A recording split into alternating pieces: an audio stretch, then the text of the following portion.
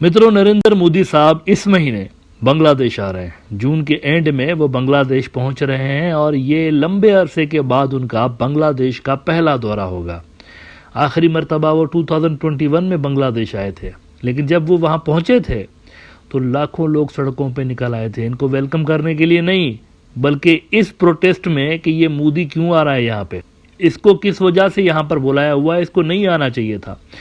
इतनी ज़्यादा वहाँ पर मार कुटाई और लड़ाई झगड़े शुरू हो गए कि पुलिस ने मुजाहिरीन को कंट्रोल करने के लिए ब्रूटल फोर्स इस्तेमाल करना शुरू की थी, जिसके नतीजे में 12 बांग्लादेशी जो लोग थे वो मारे गए थे उन प्रोटेस्ट के अंदर। ये ज़रा बीबीसी की खबर देख लीजिए आप उस वक्त की। Why Narendra Modi's visit to Bangladesh led to 12 deaths, और दर्जनों की तादाद में वैसे जख्मी भी हुए थे लोग। ये तो 12 जो अनफॉर्चुनेटली मारे गए, लेकिन दर्जनों की तादाद में जख्मी भी हुए थे। अब ये इंडिया और बांग्लादेश की जो बायलैटरल रिलेशंस हैं उनकी हिस्ट्री में पहली बार हुआ, फर्स्ट टाइम हुआ कि कोई इंडियन प्रधानमंत्री बांग्लादेश आया हो और इतने बड़े पैमाने पे मुजाहरे किए गए हैं उसके खिलाफ। यानी फूलों का गुलदस्ता नहीं, वो ज़माने गए, बल्कि प्रोटेस्ट से उनको वेलकम किया गया कि तुम इधर क्यों आए हो भाई, तुम्हें किसने बुलाया हुआ है यहाँ पे। और ये इटसेल्फ सबसे बड़ा प्रूफ था कि मोदी ने बेतहाशा नुकसान पहुंचाया है, इंडिया बांग्लादेश टाइज को बेतहाशा नुकसान पहुंचाया उसकी अजीब व गरीब किस्म की पॉलिसीज़ ने। अब ये दोबारा आ रहा है यहाँ पे बांग्लादेश के अंदर, और एक्सपेक्टेड यही है कि इस मरतबा भी बड़े बड़े प्रोटेस्ट होंगे। अच्छा, आ क्यों रहा है? बड़ा क्वेश्चन तो ये है ना, क्यों आ रहा है? इतना अरसा जब ये नहीं आया, 21 से लेकर 24 अब आ गया है, देखें 3-4 साल ये आया ही नहीं। तो अब ये आ रहा है एक बड़े ख़ास मकसद के लिए। यहाँ पर जब ये पहुँचेगा तो चले ट्रेड और बिजनेस एक्टिविटीज़ और ये सारा कुछ तो होगा। आपको पता है इंडिया की जो एक्सपोर्ट होती है बांग्लादेश, वो 30% गिर गई है। इंडिया आउट कैंपेन चल रही है ना वहाँ पर बांग्लादेश के अंदर, बैकआउट इंडियन प्रोडक्ट्स कैंपेन, उसने इतना हिट किया हुआ है कि इंडियन प्रोडक्ट्स की जो डिमांड है वो गिर गई है यहाँ पर। वैसे ओवरऑल इंपोर्ट बांग्लादेश की गिरी है, लेकिन इतना बड़ा इम्पैक्ट इंडिया के ऊपर पड़ा है, बाकियों पर इतना नहीं पड़ा, इंडिया के ऊपर पड़ा इतना ज़्यादा। 30% से ज़्यादा उनकी जो नंबर्स रिसेंट दिखा रहे हैं वो गिर गई है, उनकी जो एक्सपोर्ट बांग्लादेश की तरफ होती है वो गिर गई है। ये सिग्निफाई कर रहा है कि कितनी ज़्यादा एंटी इंडिया सेंटिमेंट्स मौजूद हैं बांग्लादेश के अंदर, और इस माहौल में वो आ रहा है। एक तो ट्रेड और इकोनॉमी के हवाले से कुछ गवर्नमेंट टू गवर्नमेंट लेवल के वो होंगे सारे कुछ एग्रीमेंट्स, लेकिन इसके अलावा भी एक ख़ास मकसद के लिए आ रहा है, और वो ख़ास मकसद ये है कि ये चाइना को यहाँ पर कंटेन करने के हवाले से कुछ फैसले लेने जा रहा है।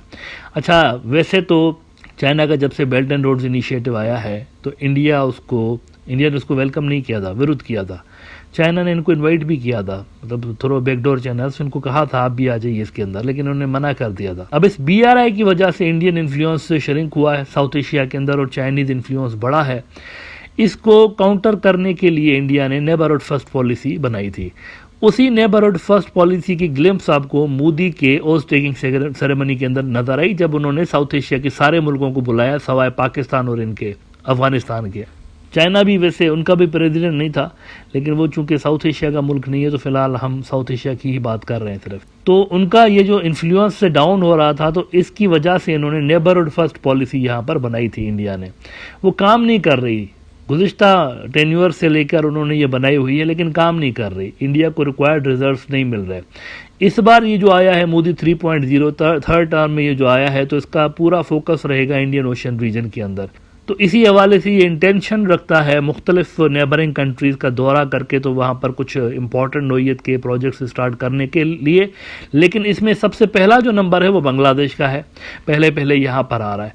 अच्छा, पॉलिटिकल लेवल पर तो रॉक सॉलिड टाइज है ना इंडिया और बांग्लादेश की, यहाँ पर कोई ख़तरा नहीं है।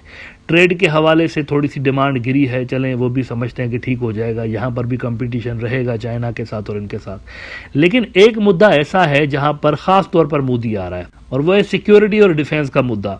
इंडियन डिफेंस मिनिस्ट्री जो है ना, इसके अंदर एक एक्सपोर्ट प्रमोशन बॉडी बनने जा रही है, कुछ ही दिनों के अंदर बन जाएगी। Export promotion body Rajnath Singh की मिनिस्ट्री के अंदर ये बन जाएगी। इस एक्सपोर्ट प्रमोशन बॉडी का मकसद ये होगा कि ये इंडिया की जो डिफेंस से रिलेटेड सेल्स है ना, उसको बढ़ाने के लिए ये काम करेंगी।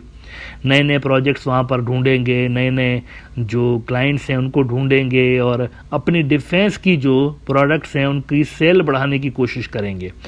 बुरी तरह से इंडिया पीछे है यहाँ पर, डिफेंस और सिक्योरिटी के मामले में चाइना से बुरी तरह से पीछे, कोई मुकाबला ही नहीं है। सबसे बड़ा जो बांग्लादेश का मिलिट्री का पार्टनर है वो चाइना है।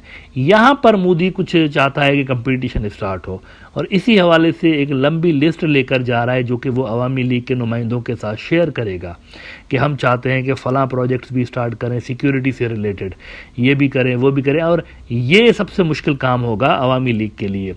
अभी तक तो वो समहाउ बैलेंस करके चलते चले आ रहे हैं ना, लेकिन अब मोदी के थर्ड टर्म में उनके लिए मसाइल बढ़ना शुरू हो गए हैं। तीस्ता का प्रोजेक्ट्स मांग लिया उन्होंने अवामी लीग से कि चाइना को हटा के हमें इसकी फाइनेंस दे दें। उसके अलावा मोंगला पोर्ट मांग लिया, वो भी उनको कहा हुआ है कि वो भी हमें दे दें। और अब जो है डिफेंस और सिक्योरिटी से जुड़े हुए कुछ ऐसी चीज़ें वो मांगने जा रहे हैं बांग्लादेश से, जो कि इतना आसान होगा नहीं अवामी लीग के लिए एग्री करना। तो बेसिकली मोदी के दौरे का जो बुनियादी मकसद है वो यही है, वरना ट्रेड और ये एक्टिविटी तो चलें, ये तो होती रहती हैं, लेकिन असल में ये सिक्योरिटी और डिफेंस से जुड़े हुए जो मामलात हैं उनमें कुछ ये उम्मीद रख के आ रहे हैं कि मिलेगा ढाका से हमें कुछ। बांग्लादेश पोस्ट ने रिपोर्ट किया है कि Indian PM likely to visit Dhaka this month, और इसमें वो कहते हैं कि cross border connectivity, energy and business ties remain a priority for both nations. The people cited above said India would like to step up its security and defense partnership with Bangladesh. India चाहता है कि security और defence की partnership जो है उसको थोड़ा सा अपग्रेड किया जाए। अभी चाइना है ना वहाँ पे, सबसे बड़ा मिलिट्री का सप्लायर वही है। इंडिया चाहता है कि हमें यहाँ पर आप कुछ रोल दें। अच्छा, ये कोई नई बात तो नहीं है, ये तो खैर पिछले टर्म में भी ऐसा हुआ था। मतलब लाइन ऑफ क्रेडिट दे दी थी इंडिया ने, डिफेंस से जुड़ी हुई लाइन ऑफ क्रेडिट दे दी थी बांग्लादेश को, ये लीजिए इतने $1 मिलियन की लाइन ऑफ क्रेडिट है, आप हमसे चीज़ें खरीदें उधार पे, पैसे बाद में।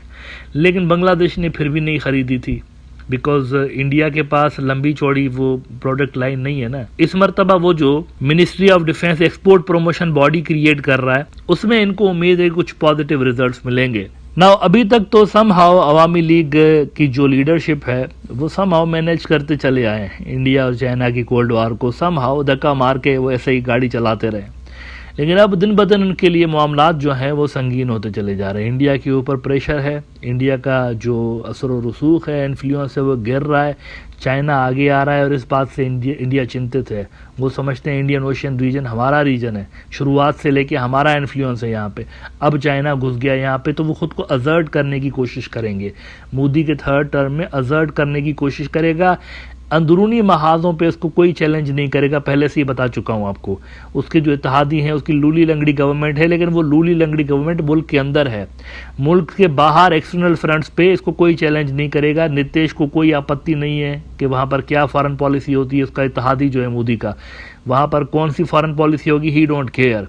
और इसके अलावा टीडीपी वालों को कोई आपत्ति नहीं है कि क्या फॉरेन पॉलिसी मोदी लेकर चलता है, ही डोंट केयर। उनको सिर्फ अपने जो इलाके हैं उनकी हद तक उनको यहाँ पर फैसिलिटेशन चाहिए और वो मोदी करेगा।